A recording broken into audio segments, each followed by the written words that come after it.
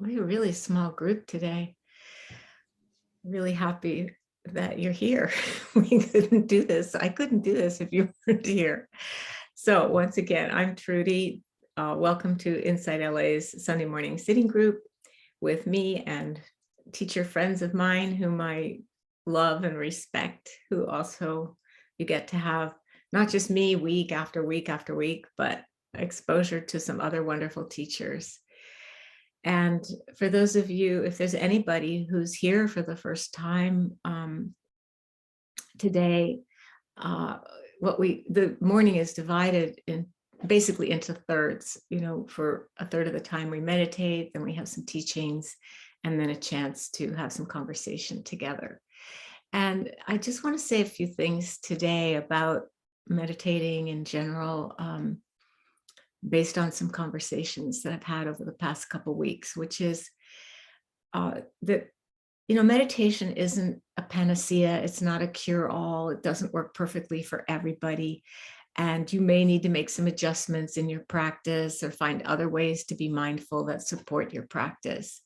And so I just want to say a few things about that I want everybody to just, take things slowly, build up gently, listen to your bodies, adjust where you feel you need to adjust. Don't worry about doing it the right way, or is it okay to make an adjustment? I remember once going to my Zen teacher, Maureen Stewart Roshi, and saying, is it kosher to do this? I can't even remember what the this was. And her just looking at me and saying, whatever you do that works to help you stay present is kosher. So our friend Dan Siegel coined the term the window of tolerance, which means the window within which you can feel stable and safe and regulated and basically good. And outside of that window of tolerance, we tend to feel triggered or out of control or anxious, freaked out. So as you develop your meditation practice, I just want to encourage you to stay within your window of tolerance unless you feel really strong and ready to sort of have an adventure and extend yourself past that. So this is just what I want to remind you of this morning, to meditate where you feel safe. And we're not separate from our environments. Our environments have a profound effect on our sense of well-being. And so, especially if you're starting out on your mindfulness and meditation practice, to make sure that you are somewhere that's comfortable for you and, someplace where you feel safe. That said, let's do some meditation together. Today, I'm going to teach what is a foundational or basic practice in this way of being with ourselves. And it comes from the Anapanasati Sutra, which is a teaching that the Buddha gave on mindfulness of breathing in and out. Sati means mindfulness. It's actually smriti in Sanskrit, which means recollection, which I like that, because really that's what mindfulness is about. It's remembering to be present, because we all have the capacity to be. And so that's sati. And then anapana, it refers to the inhalation and the exhalation. And this is a whole pretty elaborate teaching that he gave on this. And we obviously aren't going to practice it all today, but maybe over the months, we will be able to. And you might think, oh, well, breath, I already have been there, done that. I breathe all day. I've done lots of breath meditations. But the thing is, it's not really a preliminary practice, or rather what may be more accurate to say is that, yes, it's a preliminary practice, but it's also a practice that could take you all the way to full awakening, because this is actually what the Buddha was practicing when he became enlightened under the Bodhi tree. So let's sit together. And Jim, I'm going to ask you to ring the bell, because I don't even see my bell. I'm back in LA, but maybe not all together here. I don't even see the bell. So thank you.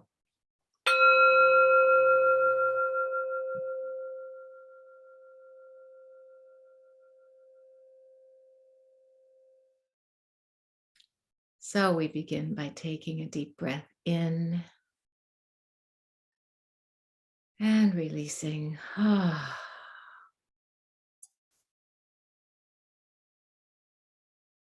Breathing in the aliveness of this moment. And breathing out accumulated tension in the body.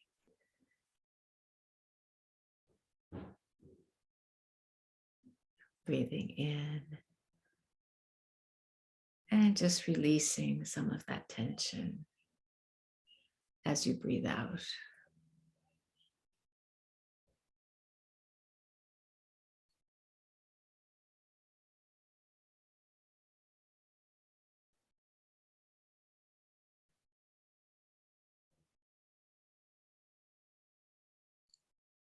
The breath is our partner, companion for life,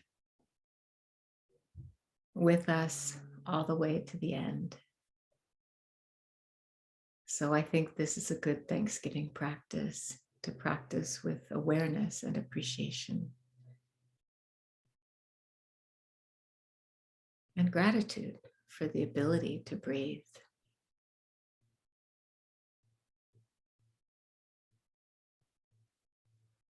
And if for any reason the breath is not a soothing or relaxing, maybe you have asthma or whatever kind of reason, the breath doesn't help you focus or calm down, then bring attention to sound. Sounds are also really great subject of meditation because they only happen in the present moment, just like the breath.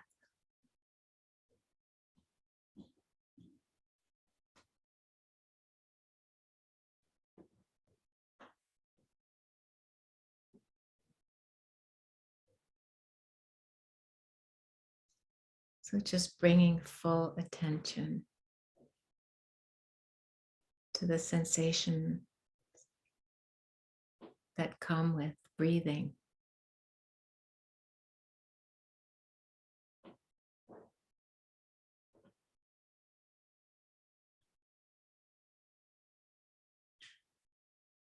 The Buddha's instructions were to feel the breath within the breath.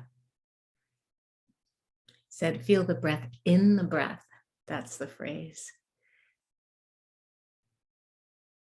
So feeling the breath within the experience of breathing,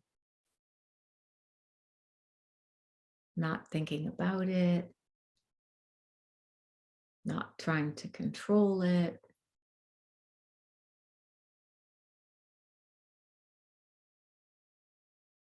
Just letting the breath come and go in its own natural rhythm.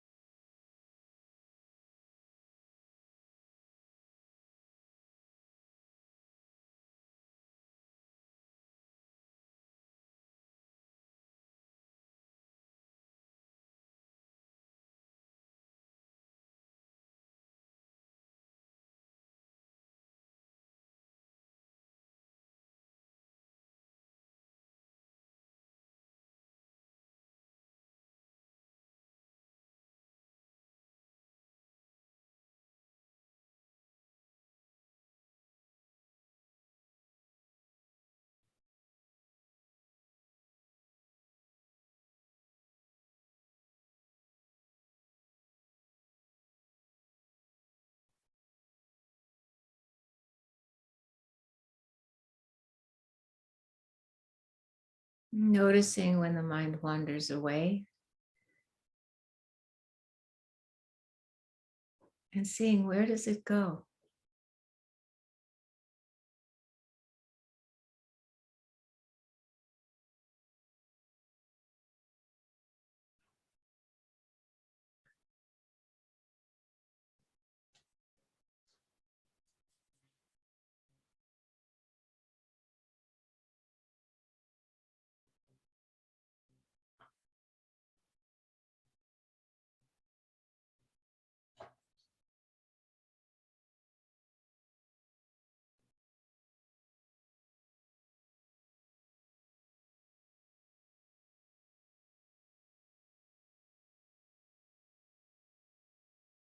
You can be mindful of anything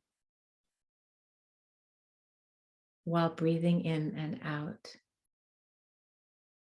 The attention doesn't need to be like riveted to the breath.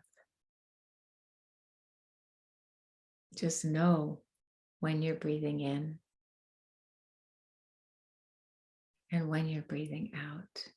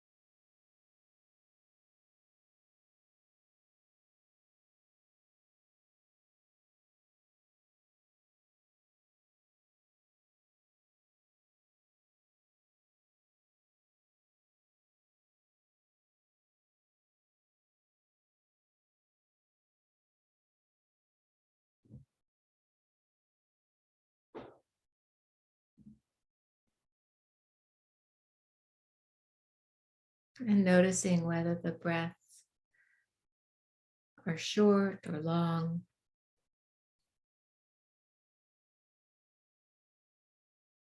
smooth or kind of rough.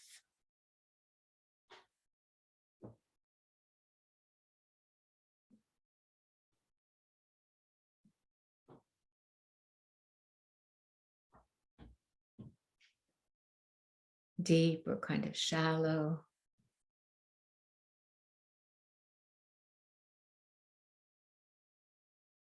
And noticing too the preference for one over the other. And just seeing how it is for you as mirrored in the breath.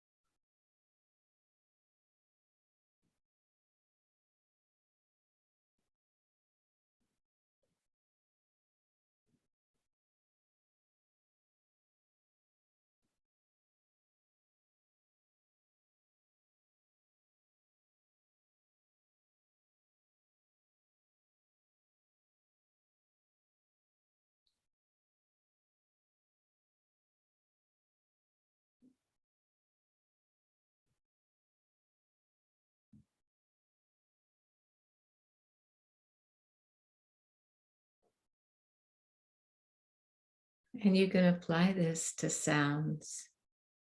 You can notice the way sounds appear or disappear. If sound is the subject of your meditation, whether they're loud or soft, whether a sound is prolonged or fleeting.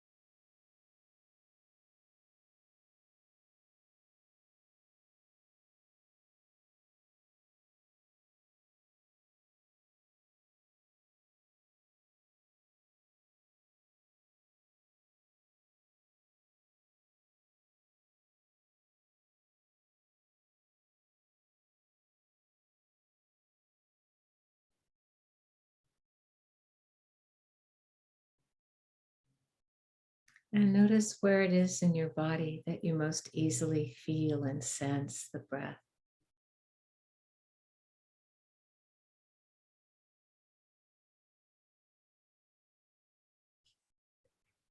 You know, it might be the rise and fall of the chest or the belly, or coolness in the nostrils or the back of the throat.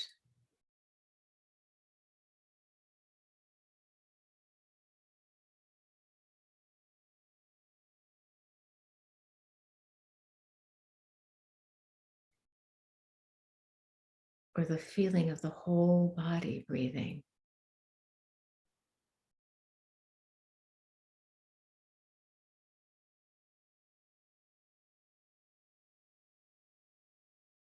Or breathing through your skin like a frog.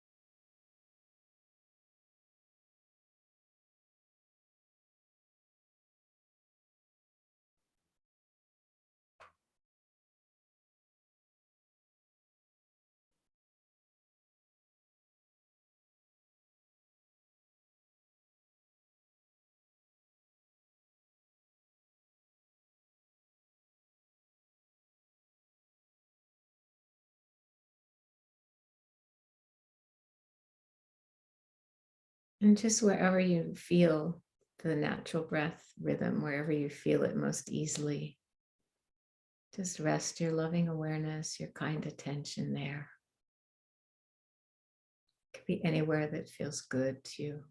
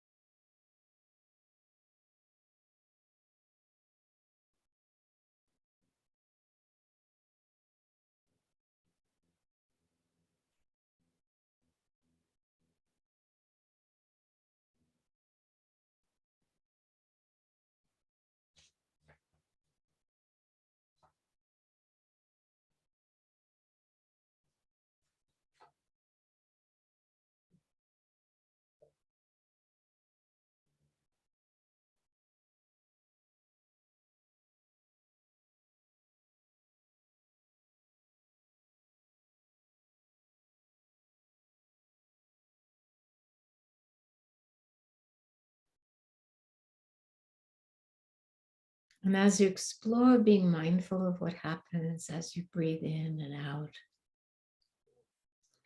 as you stay with the breath for more and more breaths,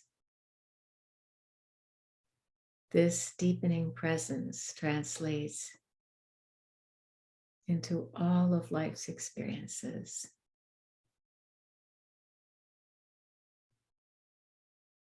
Slowly and steadily, breath by breath, moment by moment,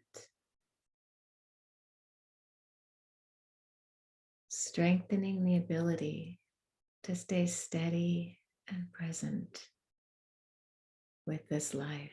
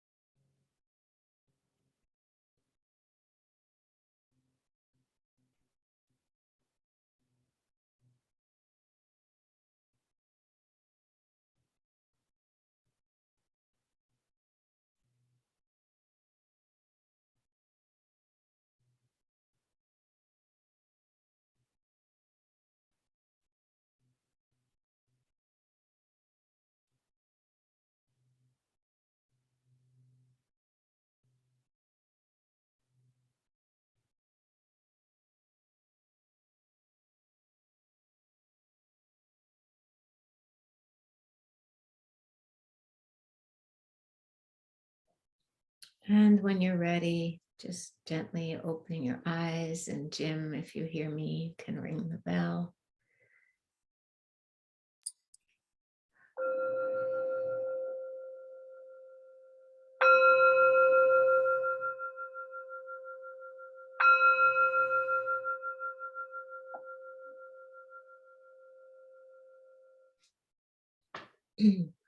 Thank you. You know, one of my early teachers said this thing that I love. He said the best way to tame a crazy, busy mind is to give it something to play with, like a toy. And the example that he used was a teddy bear. And he said, in meditation, the teddy bear is your breath. So, you know, if you're worried or sad or agitated or whatever, the breath can calm us down. It can cheer us up, but just like a child with a teddy bear. And, you know, kids, the child is interested in other things. It's going to drop its bear and play with other things, of course. But they always come back to their bear, even if it's just at the end of the day, right, to go to sleep. And so our minds too are going to constantly pick up and get distracted by all different kinds of content, but can always quite easily find the breath again, over and over, just coming back to that teddy bear of breath and beginning again. So I'd like to just give you the setting of the Buddha teaching this Anapanasati Sutta. And he gave this teaching to the members of his community at the end of one of their annual 3-month rainy season retreats. And this particular teaching was given in Shravasti, which is the capital of the kingdom of Kosala. And there was a devoted lay follower named Anathapindika who was, very grateful to the Buddha for the teaching, and gave the Buddha a forest outside the city walls.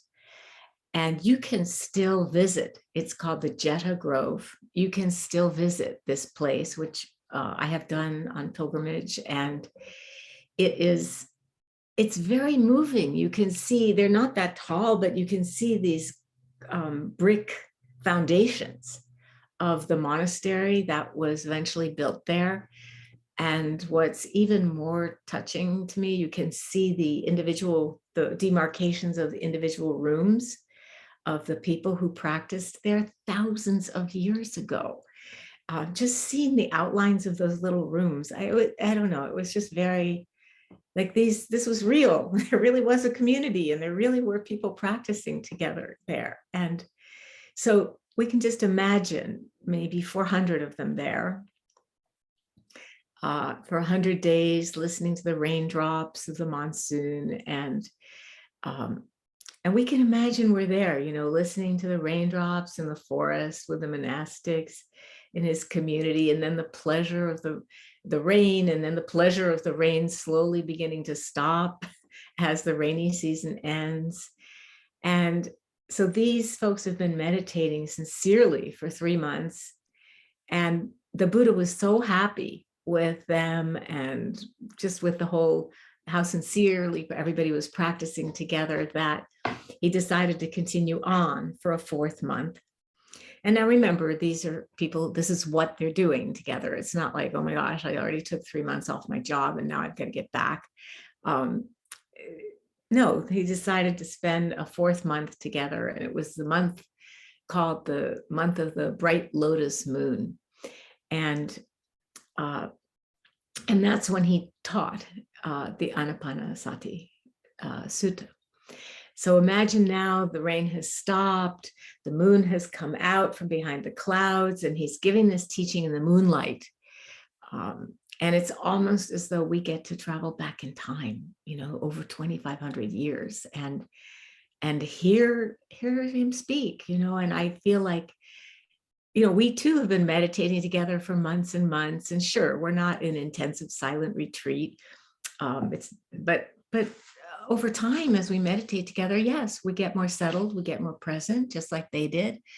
And because they were very present and open, the teaching really was absorbed. And this was important too, because these teachings were presented orally. They didn't have Zoom in those days. They didn't even have, tape recorders or anything. So the teachings had to be learned and remembered so that they could be passed on year after year and century after century until they are passed on to us.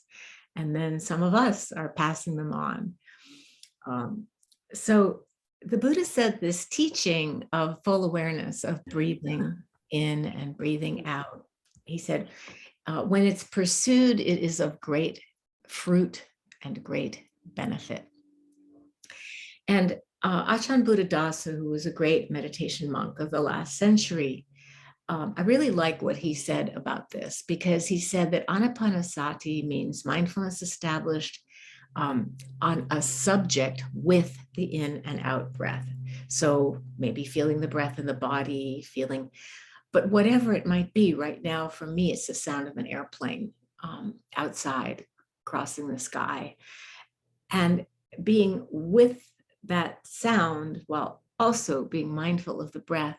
This might seem like a subtle point, mindful of breathing or mindful with the breath, but I think it's very good news for us. It gives us a lot more leeway and kind of wiggle room in our practice, because you can define it pretty broadly, that, like I was saying before during the guidance of the meditation, that you can be mindful of anything while breathing in and breathing out, just knowing you're breathing in, knowing you're breathing out. And for me, I don't know, it just felt very liberating, because it's true that as you stay steadily present with the breath, it's definitely a means to calm down, to focus. It builds concentration, but it's not just to be riveted to the breath and build concentration.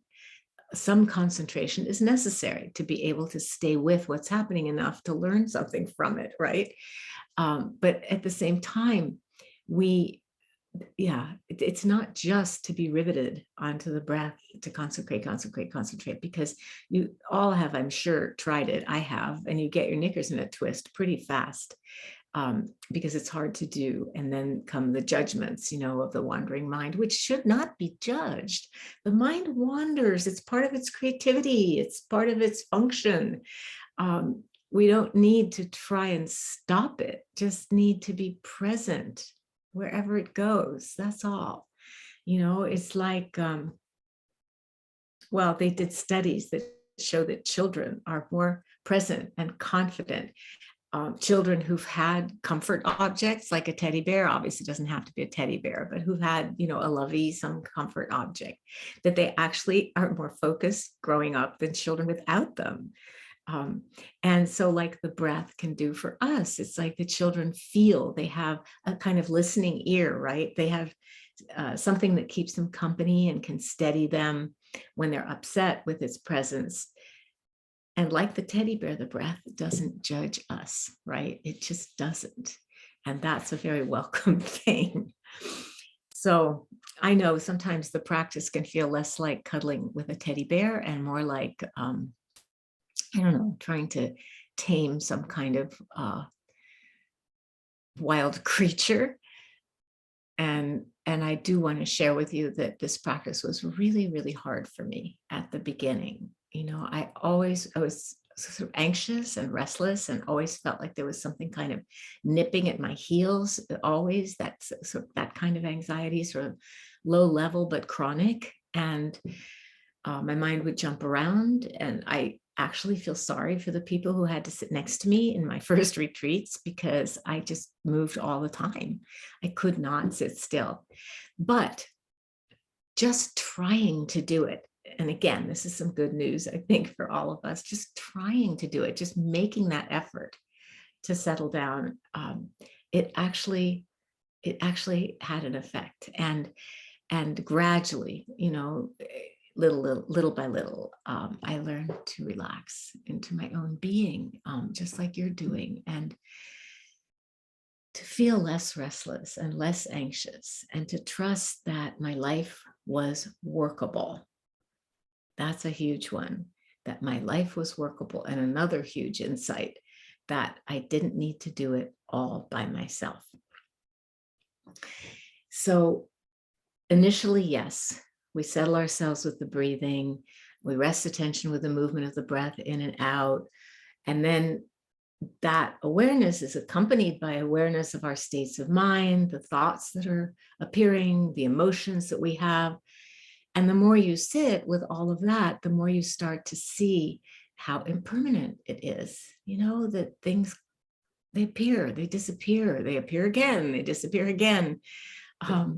But they don't stay forever. And beginning to perceive this is perceiving impermanence, perceiving the truth of the changingness of life and everything in life.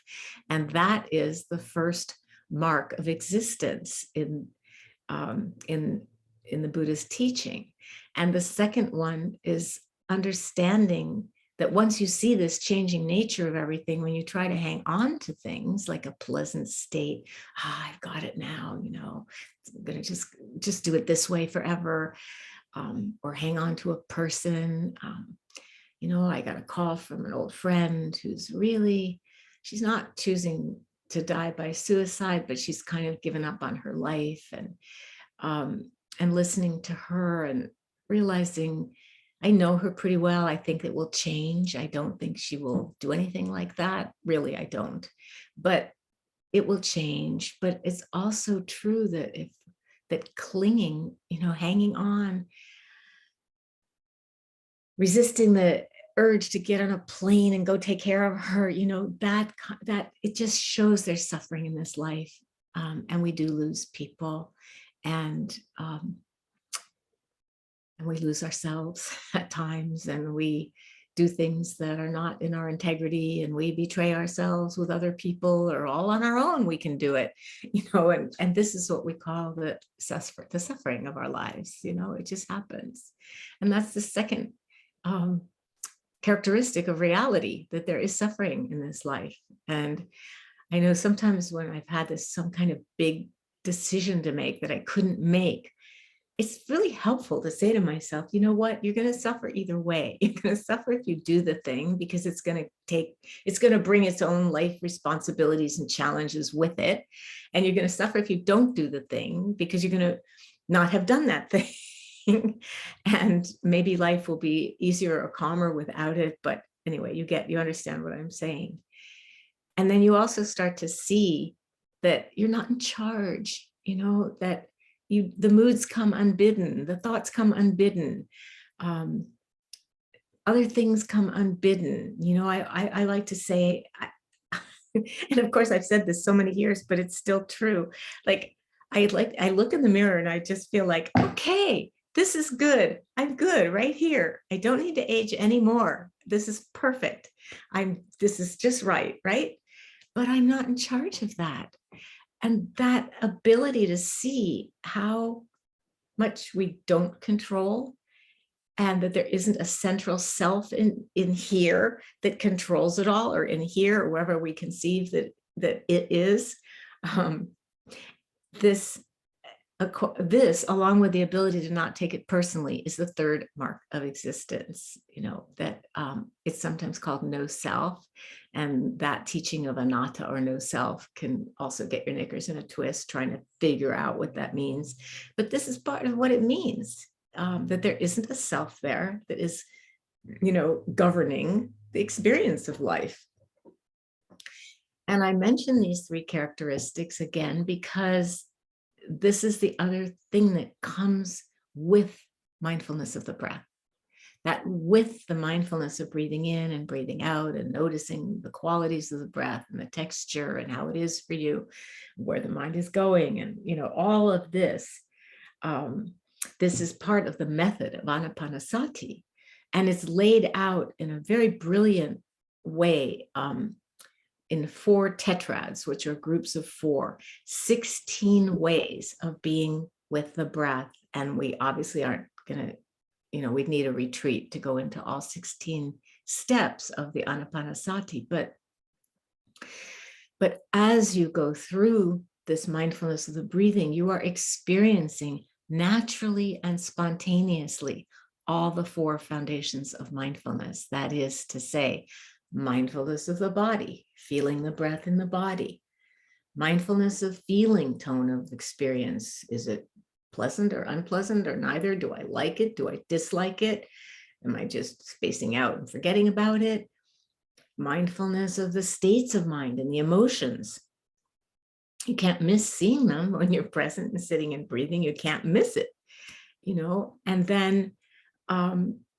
then being aware of, you begin to see the patterns and how things fit together, how one thing leads to another, and understand how we create our world through perception, how we create the world we live in through what we perceive and what we ignore.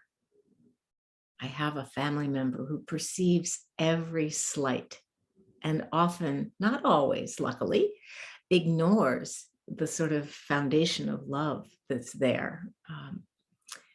I think sometimes, when you live with people, you understand that they're going to really annoy you sometimes, and you're going to hate them sometimes, but you also trust that you love each other and that you can stay connected through those disconnections, right? So you begin to see how the mind, how perception is creating the world that you're inhabiting. And this is when you begin to see this is the 4th foundation of mindfulness, seeing how all the teachings kind of fit together. And then when you have experienced that, which you are experiencing, whether you're aware of it or not, and you don't need to be aware of it, it's happening, then there are the factors of awakening that seep into the mix and that gradually become more and more prominent in experience. And just to remind you what those are, mindfulness is the first one, followed by investigation, curiosity, inquiry. What is this? And then what's called virya. It's a kind of energy, maybe sometimes you would say enthusiasm or determination. That's another one.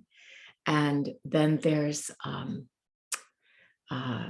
joy, and feeling that joy physically and emotionally, and just the joie de vivre that when we're not preoccupied, we naturally can feel, right? There's calm or tranquility. There's concentration and the different levels and things you can discover through that. There's equanimity, the spaciousness to accept what's going on, or at least see it clearly from a kind of, having stepped back and having a more of a, what would you say, perspective, bird's eye view of what's going on.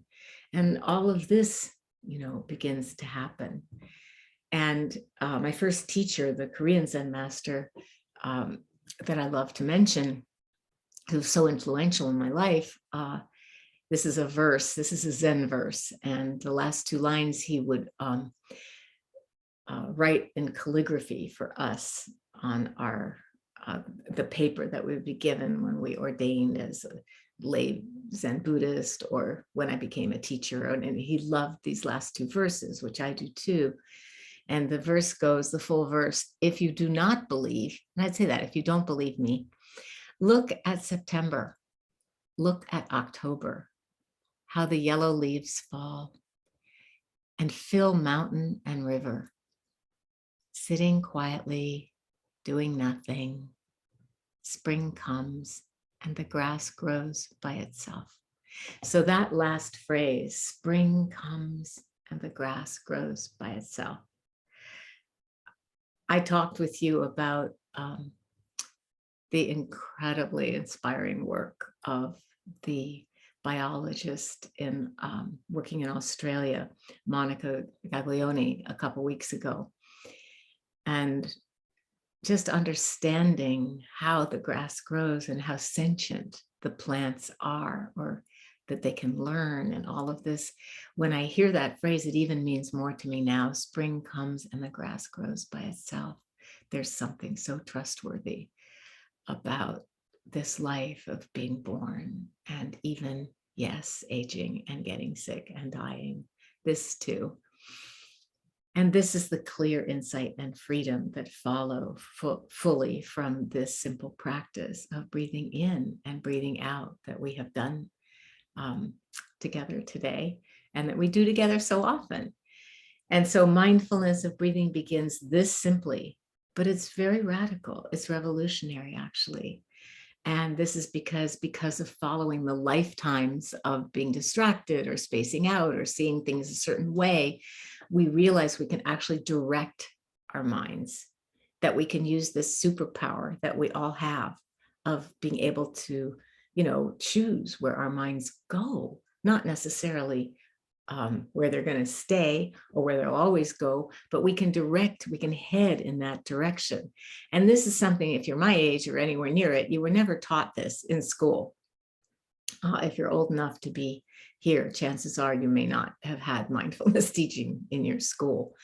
But it is one of the most important teachings in the Buddhist meditation world. And that's because it's our life partner, right? It's our life companion. It's always available. It's relatively neutral, and it's a doorway into this transformation of the heart and the mind that I've just been talking about today. So this is what I want to share with you this morning about the Anapanasati Sutta. And now we have a chance for some teaching through any questions or anything that you'd like, reflections that you might have that you'd like to share. This is your time. And if you would like to speak, you could raise your hand, and Ava, who is our moderator today. Thank you so much, Ava, for being our moderator today.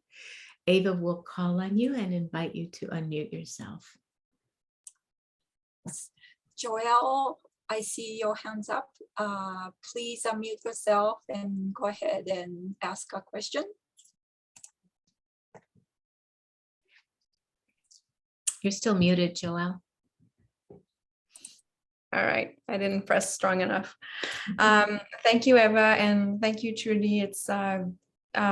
I'm really honored to be here today. I'm exactly where I'm supposed to be. So you were talking about mindfulness, listening to that sound while you're still aware of the breath and feeling what's going on while you're still aware of the breath and the thoughts. And so how do you differentiate between mindfulness of what's going on inside and around you and distraction? Because I feel that I can be aware of my breath all the time while my mind is just spinning and like following my thoughts. So it's like I have my hand on the pole, but I'm still like just drifting in thoughts everywhere. So where does mindfulness and distraction stand?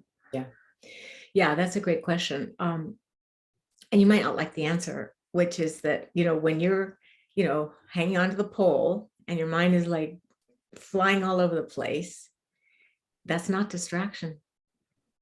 That's noticing that your mind is flying all over the place and being mindful of times when your mind is just running wild. And that's really different from being completely inside all those branching thoughts and wanderings, and not even not even knowing you're in the room, let alone being with your breath, right? I mean, I can be meditating and suddenly, I'm sitting in a whole different room having a whole other experience that I might be longing to have. Do you see what I'm saying? And I'm gone. But if I'm aware that I'm breathing in and I'm breathing out, then I'm aware that I'm having a fantasy or a dream or a wish, or you see the difference. And I say you might not like the answer because it's an answer that doesn't preclude, that really says, yes, the mind wanders and drifts and goes nuts. And that's part of having a mind. There's a beautiful Zen koan that I used to teach all the time. I love it. And the monk asks a question of a teacher, and the Zen teacher the monk says, why do I stumble on level ground? And the teacher says, it's only because the heart runs wild. And I love that teaching because we're all here this morning on relatively level ground. We actually be on a Zoom, receiving guided meditation and teachings and talking to each other. Do you know what I mean? This is a blessed situation. And still the heart runs wild, right? And the compassion and I don't know, it was a kind of permission that statement gives us, I felt. Does that make sense to you? Yes. So basically it's just as long as you keep your hand on the pole, you're where you need to be. Yeah. I don't see any other hands, so I'm going to tell you one more story. Joelle, well, there are no other hands, which is a time when I was in a long silent meditation retreat with a Burmese meditation master named U Pandita. I don't really use the word master anymore, a teacher named U Pandita. And the instructions were to note every single thing that happened, every moment of your mind, every movement of the body. So I would have to say, noting my intention to get that glass of water, like reaching, touching, lifting, moving, touching, drink, like every moment. And at one point, it was like I don't know, I just felt like I was drowning in all these notes, and I just felt totally lost. You know, you're in this retreat and you're in this altered state. And I went to the teacher and I just said, I am so lost. And he said, did you note it?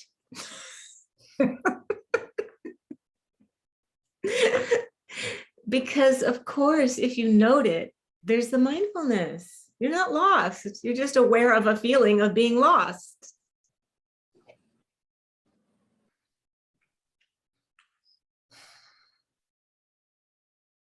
Thank you. You're welcome.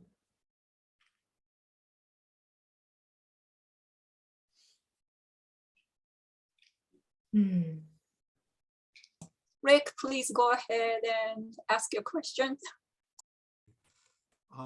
It was interesting, Trudy, unless I misunderstood, that one of the virtues of studying the breath, one of the four things that arise from it is a curiosity. Did I understand that correctly? That's one of the factors of enlightenment, one of the awakening factors. I'm wondering, as somebody who you may know asks a lot of questions, if I can always count on you when no one else has their hand up. So yeah. I hope that's a good thing. It is. But actually, my question is are there times when curiosity should be recognized as a distraction or an evasion? And what do you think? It certainly feels as though it challenges just trusting what's happening at the moment, to always perpetually be wondering and wanting to understand more. But if I wasn't a seeker, I don't think I'd be here. So how I put a stop sign on that is mysterious to me. Well, here's the key, I think, maybe to what you're saying, is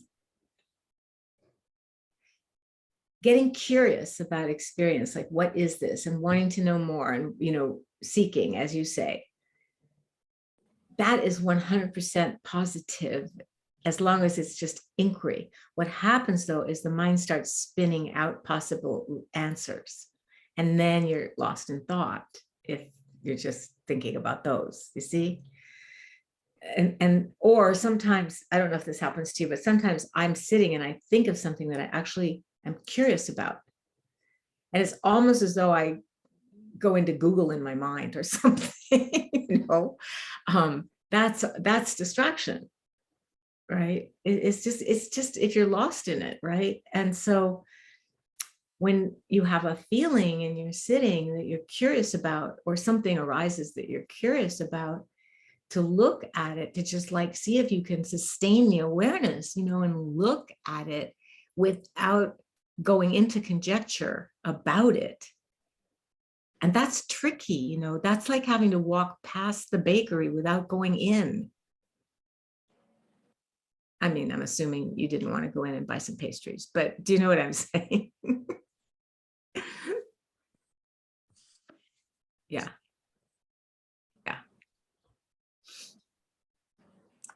Great. Gabby, please go ahead and ask your question. Thank you. It's nice to be here.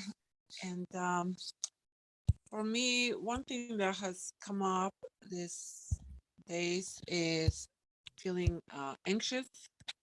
And then I feel like when the thoughts come in, I'm like, trying to, kind of push them away a little bit, but I know that's not good. Like I have to make sure, okay, where is this anxiety coming in?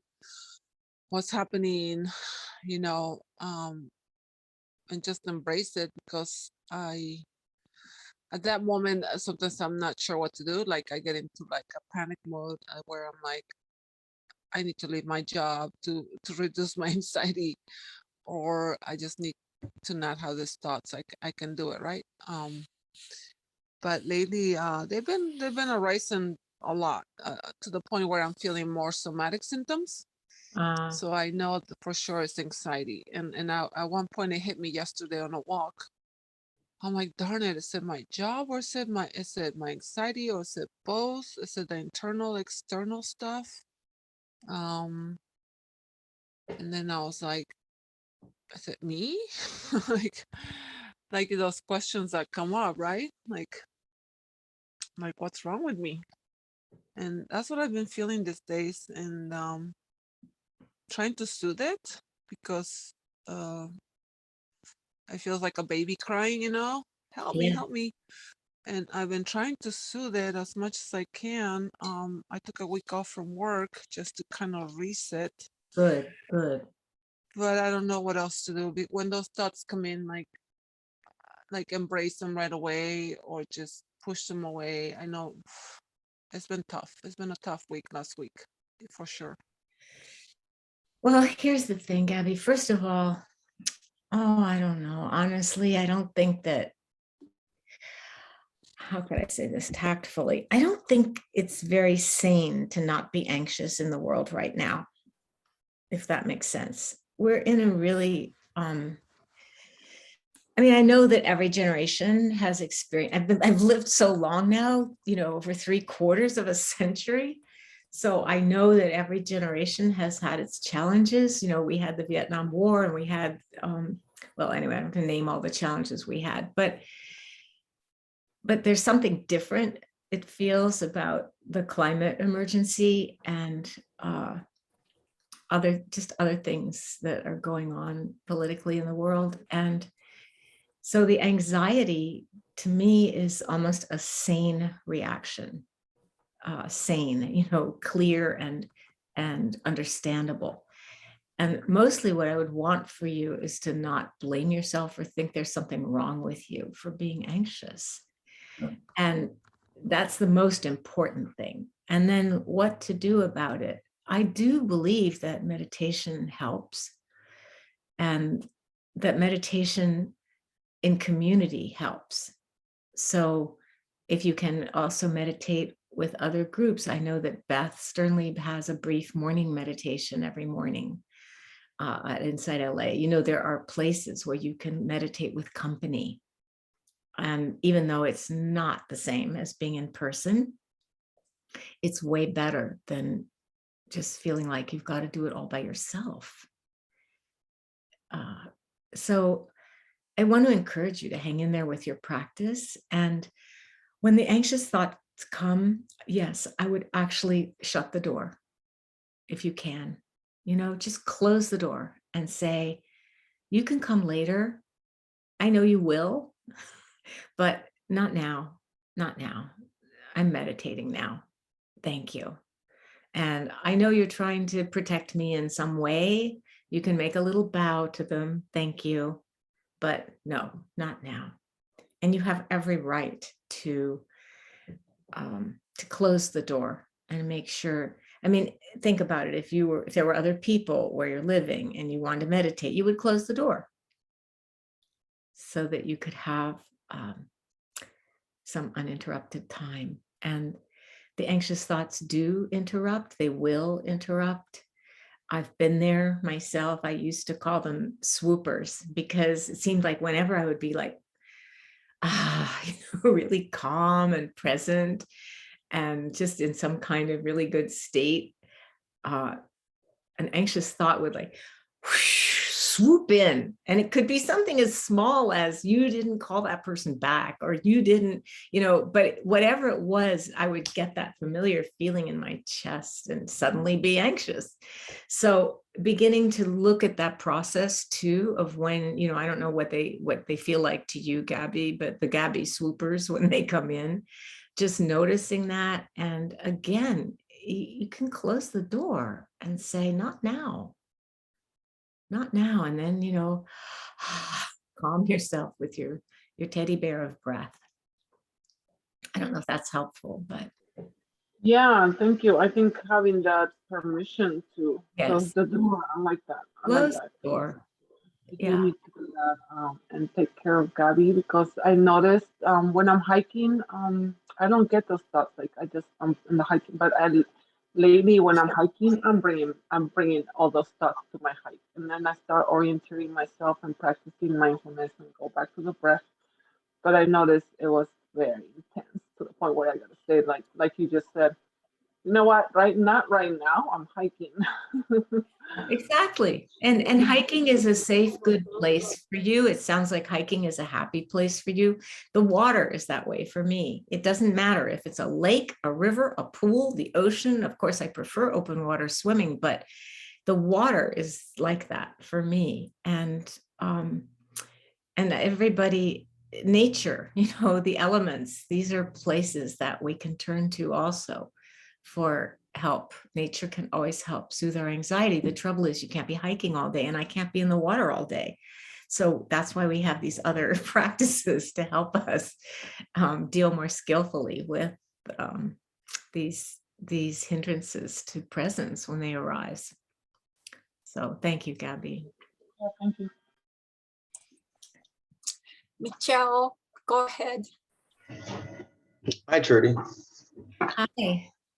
I was wondering, how could one like adopt the letting go and non-grasping aspect to find a balance in the midst of holding a lot of stressful responsibilities when it seems like a certain amount of stress is almost necessary to be successful with them?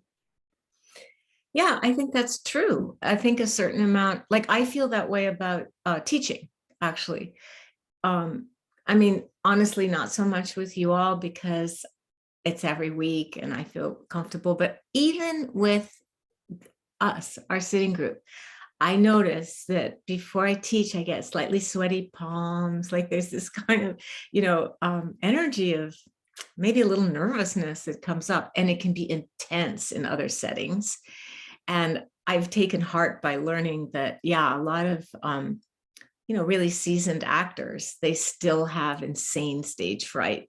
It's just something that you work with, but it's also something that I think what you're pointing to is there's some adrenaline there that comes, and it does heighten things. And sometimes some of that is necessary to do what you need to do in a certain way, a certain kind of performance. And I don't mean performance in a fake way. I mean, you have to perform certain duties or speaking or whatever it is that you're needing to The do. engagement itself. Yeah. So that doesn't have to be a problem as long as you understand this is the stress that can be kind of good stress because it leads me to prepare better. It leads me to take it seriously, what I'm doing, and be fully engaged with it. And I can be aware of having stressful, responsibilities that are sometimes stressful. And I can be aware of having the stress of those responsibilities. And that's okay. That's not detrimental to practice. Does that make sense? Yes. And it also, I mean, does seem like too much of it could be an overwhelm, which could start, And you'll know that because when it's too much, you'll start to have trouble focusing or maybe trouble sleeping, or you'll get irritable, or you won't want to do it anymore. You'll start to have you know what I mean? You'll know it. And then because you have a practice, an awareness practice, and hopefully a more and more loving awareness practice, you will do something loving and kind for yourself at that time.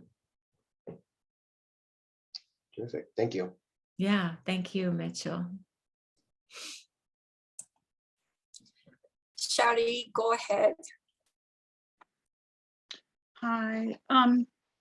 I wanted to thank you, Gabby, for what you were talking about with anxiety. And I think my challenge is similar, but especially with events that have happened this week and things in the news. I struggle with like sadness and sorrow and the way that we see people treating each other. And I guess when I was much younger, I was naive and I thought, well, people are so harsh with each other and so misunderstanding because they just don't know. So we have to let everybody know, inform people. It's not right to be so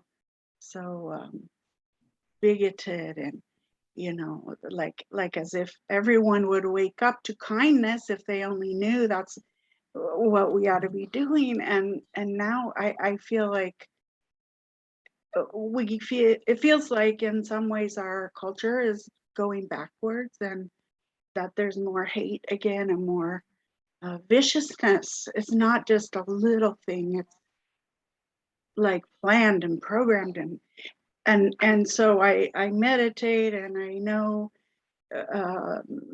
how to work with my feelings, but then I'm still left with now what, like what can I do? When you mentioned about how our perceptions, through our perceptions we create the world, and I just feel like I want to be doing something about it besides learning more meditation. Yeah. Mm. Yeah. And when I say, yes, your perceptions are creating your world, I'm really talking about your internal world. I don't want you to start to feel like Okay. I'm responsible for seeing the problems in the world. That's because I'm fucked up and so on. That's not the case. The world, I mean, certainly the civil discourse has broken down, and social media is a huge part of role to play in that. And I would encourage you to listen to the podcasts on Tristan Harris's website, Center for Humane Technology.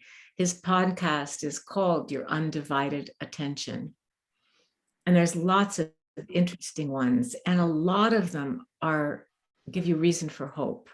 And that's why I'm suggesting them. So that's one thing you can do, is make sure you're listening to balancing voices, like Tristan, who we know he's named this huge catalog of harms from technology. So we're not listening to somebody who's Pollyannish about it. Or, Jane Goodall came out with a book called The Book of Hope. Even in the midst of this climate emergency, she's writing why there's hope. And so that's one thing, to balance what you're taking in, so that you're not just reading the horrible news, but you're listening to people who are activists, who are hopeful, who are working to do good things to change the world. And as you do that, you may discover something that you're called to do as well that would be helpful. It could be just one small thing. And I've really always said that if each of us did one small thing, every human on the planet, oh my gosh, right? Our planet would be different. One small good thing, that is. We're all doing small things all day long, but you know what I mean. One thing to help out wherever we can. So yeah, I don't think meditating all the time is the solution. I feel like finding something that, I don't know, my sister used to cook meals at a kitchen that served homeless folks and take the meals, or, there's a million things that you can do, depending on what your particular talents are and what you're drawn to. You like working with kids, or you like working with elderly people, or you don't really like people at all, but no, I have a brother like that. He's a total hermit, but he used to help out at an animal shelter, walking dogs or something. I mean, there's just all kinds of ways. And it's a form of generosity. And when we're coming up to Thanksgiving, and usually that's when I give a gratitude talk, but I consider being with the breath. Breath is experiencing the generosity of life and of the world. And we breathe in that aliveness and that gift of life that is given so generously by the world. But then we also have to breathe out whatever's holding us back from being generous in some way in our turn. And the reason to do that is because it makes you happy. That's the whole reason. I can tell you a story that from the time of the Buddha, where a woman wanted to offer some dana, make a donation to the community of new robes for all the monastics. And, in those days that meant like harvesting the cotton, spinning the thread, weaving the fabric, dyeing the fabric. I mean, it was a lot of work. You couldn't just go buy a piece of cloth, or I don't think you could anyway. And I think that's how it's told in the sutta. And so she went to the Buddha and she said, I'd like to do this thing. And he said, well, why? Like, what is your intention? Why do you want to do it? And she said, because then when I see the monastics in their new robes, I'll feel great. I'll feel happy. It'll make me happy. And he said, that's the reason to do it, because generosity makes you happy. And, you know, he just was sounding her out to see, was she doing it because she wanted to get closer to him, or was she doing it because she thought she'd be, you know, a good person, or, you know, that it was the right thing to do. No, she was doing it because it would make her happy. So that's what I would say to you. Find something, the tiniest little thing, whatever it is, that would make you happy, and do it. Thank you. And that's the external mindfulness, right? There's internal and external. And he didn't just teach us to breathe in, you know, it was also to breathe out. And we weren't, you know, the Satipatthana Sutta, which is the one about mindfulness and the 4 foundations of mindfulness, is very clear. Mindfulness internally, mindfulness externally. So thank you. Okay, so we have come to the end of our time together. I forgot to say where I am speaking to you from, because now I'm in LA, and this is the land, the unceded land of the tribes that lived in the LA basin, and particularly the Tongva, Chumash, Keys, indigenous tribal people. I read an article this past week about how the Wampanoag, who were the Massachusetts tribe and had the lands where the Pilgrims landed, how the Wampanoag now 400 years later are so sorry that they helped the Pilgrims at Thanksgiving time. And it was very sobering to read that. And you know, I was trying to think, could I put it in the chat for you? Let me just see if I could quickly swing that. I don't know if I could, but let me try just for a second. And then I want to do a little, just a tiny bit of meditation, a moment or two as we close, because let's see if I can copy. I don't know if I can copy this into the chat, but I'm going to try. Yeah, there's something I want to share with you as we close. Okay, wish me luck, and then you can read it. Yeah, did it. Okay, there you go. So yeah, I won't say Happy Indigenous Peoples Day because it's a day of mourning for Indigenous peoples in our country. But I love Thanksgiving personally. I love getting together with chosen family or actual family or whoever you get together with, and just having a feast and celebrating gratitude and life together. So Jim, could we have the bell and we'll just sit together for 2 minutes? And then next time, oh, thank you. I didn't stop talking though.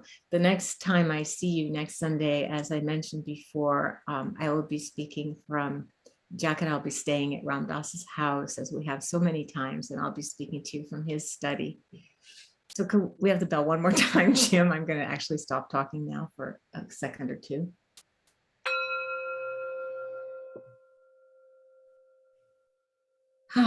So just sitting together for a moment.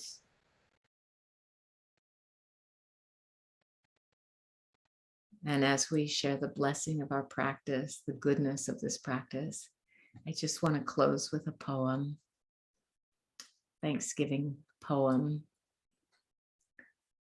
It's called In the World, and it's by Bridget Lowry, and I am taking some liberties with it, very small ones. In the strange early morning half-light, we breathe. In the cloudiness of our questioning, we breathe. In our madness and our clarity, we breathe. In the midst of too much to do, we breathe. In the warm arms of our shared sorrow, we breathe. In community and in loneliness, we breathe. In sweet exhaustion, we breathe. In the blazing energy of being alive, we breathe. Here with the singing crickets, we breathe. Here with each electric birdsong. Here with the rippling of breezes and the greening grasses. Here with the cobwebs and the clouds and the moon and the dusty road upon us. Us in the breath and the breath in us. Us in the world and the world in us. So Jim, thank you for ringing the bell.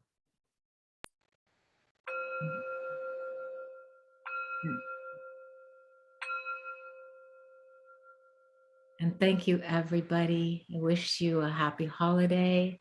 And I wish you to join the breakout groups. Are there breakout groups today, Ava? Yes, we will take a short break and we will have breakout groups. Yeah, it's such a good way to share and get to talk if you don't like to talk in the bigger group and to get to know each other a bit. Oh my gosh, there's Grace. Hi, Grace. You're getting so big. Hi, Katie and Grace. Yes, thanks, Trudy. This Hi, helps everybody. young moms too. Yes, good. Thanks. Hi. All young moms Yes, need help. 19 months. Yeah, and children too. Thank you. Thank you. Mhm. Bye, Grace. Bye-bye. Bye, everybody. Bye, Grace, everyone. jobs now. Thank you. Say hi, Thank goodbye. you. Bye, everyone. Bye, Trudy. Thank Bye. you. Bye. Bye, Bye. baby. Happy Happy Thanksgiving, Thanksgiving. Trudy. Happy Thanksgiving. Thank you.